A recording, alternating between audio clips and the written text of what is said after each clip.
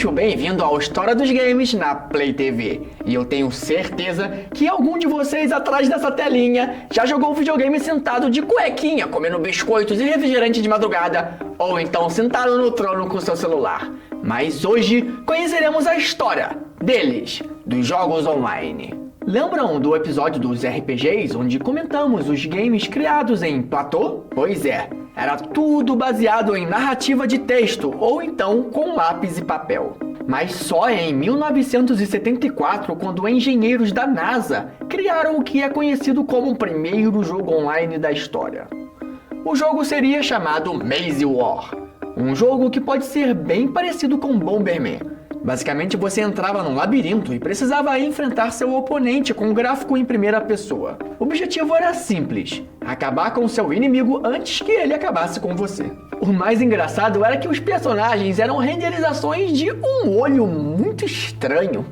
A possibilidade de jogar esse game foi tudo graças à ARPANET, que era tipo a mãe da nossa internet e só existia nos Estados Unidos. Mas esse tipo de serviço só era usado para fins militares ou em universidades.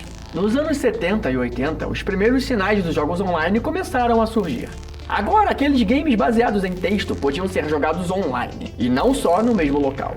O mais popular era o MUD, Multi-User Dungeons, que permitia que os jogadores explorassem mundos virtuais e interagissem com outros jogadores através de comandos de texto. Embora rudimentares, esses jogos lançaram as bases para o que viria a seguir. O mais interessante é que todos esses jogos eram criados por jovens universitários que já trabalhavam com a ARPANET. Então imagina só como que era o laboratório de informática deles.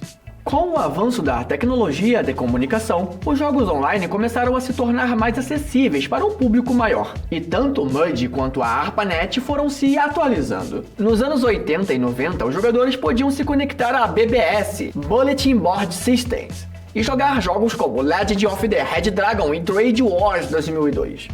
Esses jogos baseados em texto eram populares entre os entusiastas de computadores e proporcionavam uma experiência única de comunidade online. A partir dos anos 90, os MMOs e RPGs começaram a ganhar destaque. Massively Multiplayer Online Role Playing Games, ou seja, aguentavam uma cacetada de pessoas juntas. E jogos como Ultima Online e EverQuest permitiam que milhares de jogadores explorassem vastos mundos virtuais juntos. Assim, criando laços de amizade e competindo em desafios épicos. Esses jogos revolucionaram a forma como interagimos e nos conectamos online, inaugurando uma nova era de entretenimento digital. A Lucasfilmes do Star Wars lançou até seu próprio game online na época. O game funcionava como um Rabu ou Second Life da vida, que você interagia com outras pessoas em vários cenários. Eu só fico imaginando como que seriam os diálogos desse jogo naquela época. Vamos terminar a jornada de Stan in Heaven. Stan. Espere, meu pai está chamando. Stan. Que foi? Você fica no computador o tempo todo. Você não deveria estar socializando com seus amigos? Estou socializando. Estou conectado em um jogo online com pessoas de todo mundo e falando com eles usando o TeamSpeak. Com o advento da banda larga e a internet se popularizando, os jogos online se tornaram parte fundamental da cultura gamer. Os anos foram seguindo e outro jogo muito importante foi criado, Neverwinter Nights, criado pela AOL. Essa empresa era uma provedora de internet dos Estados Unidos, que também era muito conhecida pelos seus CDs de serviços de internet aqui no Brasil. O jogo deu tão certo que conseguiu reunir 2.000 pessoas em uma noite só. Acredite, isso era muita coisa pro início da internet, que só estava engatinhando no início dos anos 90. Meu bruxo, o jogo foi feito para apenas 500 pessoas simultâneas. Então imagina só a fila que era para entrar no servidor.